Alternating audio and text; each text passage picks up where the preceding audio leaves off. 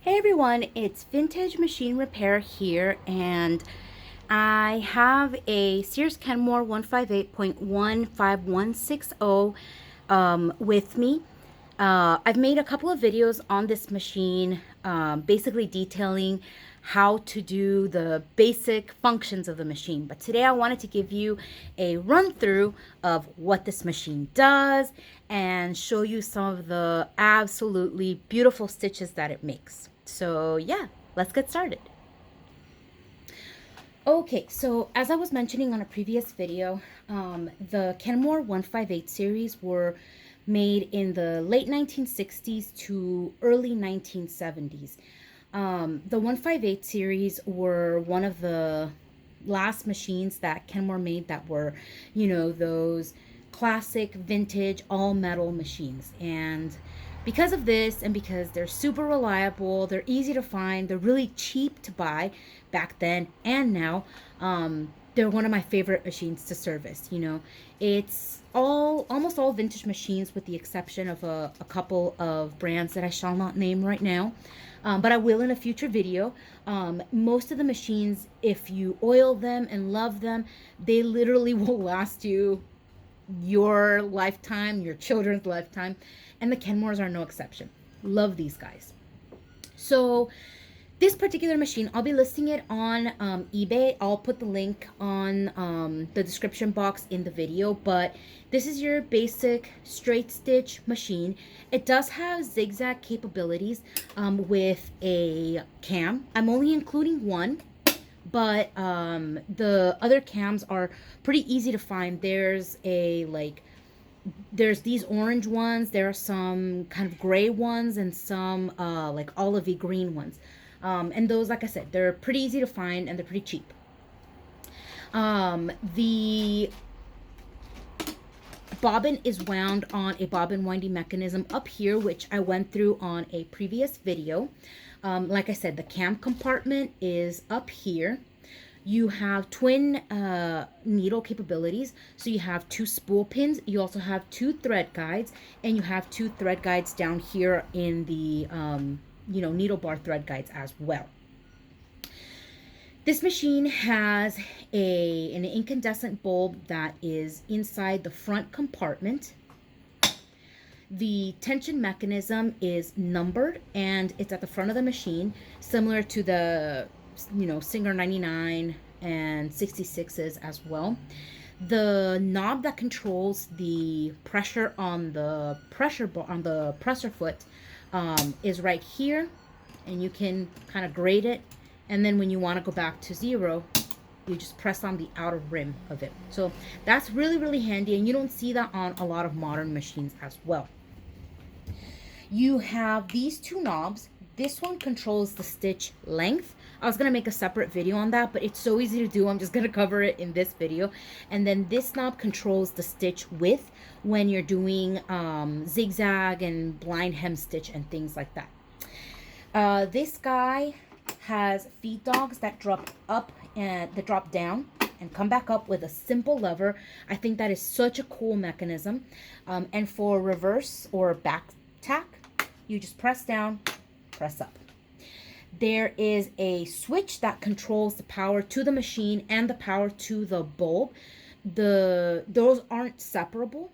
So if you turn on the machine, the bulb is going to be on as well. So I recommend that if you're going to use it and you don't need the light, or this is an incandescent bulb, it does get really hot, I suggest you screw it off before you start. And it has, your typical hand wheel mechanism back here, and the motor is back here. As far as this machine, as I said, I'm including the cam. I'm including two class 15 bobbins. The machine has a bobbin in the case already that is wound and is ready for you to sew. A fresh needle. Everything has been cleaned, polished, sanded down.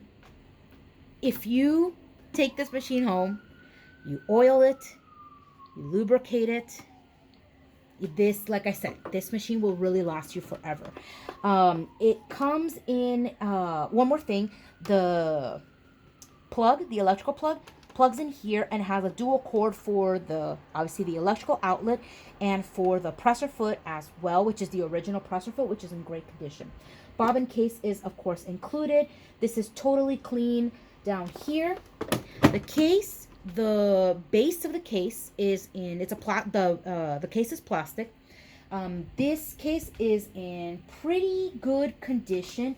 It is one of the, I guess, little knobs that kind of holds the machine to the case or the base of the machine whenever you lift it up is broken. But you can see that it doesn't make too much of a difference. You can still move it up and down. And the actual case has 4 cracks in it. They're small cracks, but they wouldn't, oh no, sorry, excuse me. I am looking at my Necky box. The box for this machine is not cracked. It is in good condition, but only one of the latches down. So this is the type of case that you're going to want to use strictly for covering the machine, making sure you don't get grime and dirt into it.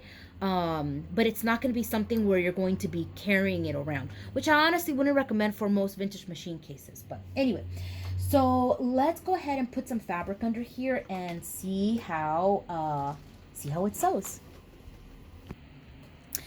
Okay, so I haven't talked about it too much on my videos, but I'm a sewist myself as well. And the reason why I tell you guys that is because in some ways, being a sewist and also being someone that restores these machines is actually really cool, because you know how you want your machines to work.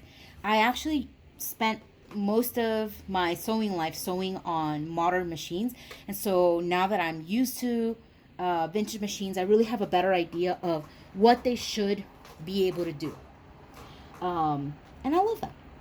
Okay, so we're going to go ahead and remember this knob up here is the one that I mentioned is the stitch length. So I'm going to set it at 10, which is kind of in the middle. It goes from 0 to 6.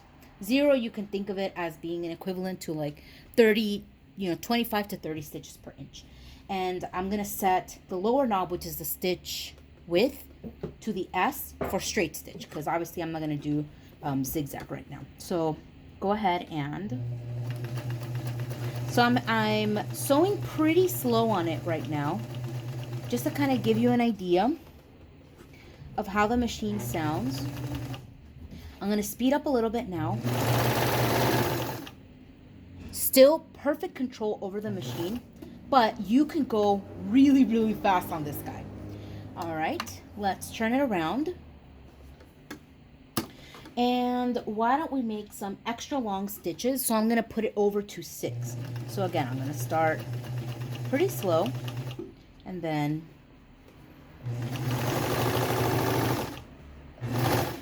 awesome.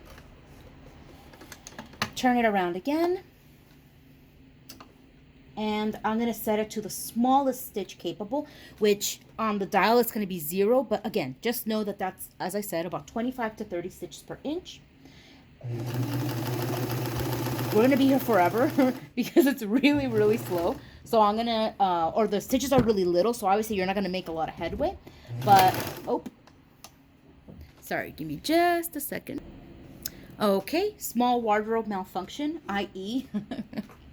I broke my thread. Okay, so where were we? So we set it all the way to the red bar on the stitch length knob, which means basically, like I said, 20 to 30 stitches per inch or so. So this is going pretty slow.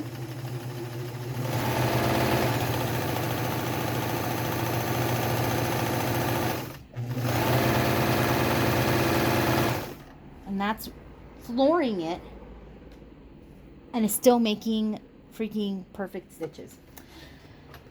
I love vintage machines, you guys. Okay, so let's cut that. So here comes the part where I, try to show you the stitches in vain, and you squint and try to see and you can't see. So I'm not gonna bother, but essentially you can see that hopefully that the longer stitches are over here, the shorter stitches are here. This is how it looks in the back. What I'm trying to say is that it's a good looking stitch. Let's see. Yeah, I don't think there's much anything else for me to show you on here. Yeah, go look at this machine. Like I said, the listing link is in the description box. It's a great machine. I really recommend it. Kenmores are, you know, like I said, I love Singer machines. I love Neckies as well, but those machines always come at a higher price point. And they work great. There's a reason why they're collectibles. They work great. They're beautiful. But these Kenmores are such solid machines. They're also much cheaper. I know that I list them much cheaper than I do the other more collectible machines. And that, you know, is in hopes that somebody will take them home and put them to good use for another 50 years. So that's all I have for you guys today. You know, if you have any questions, pop them in the comments as usual. Thank you for watching, and I will talk to you soon. Bye.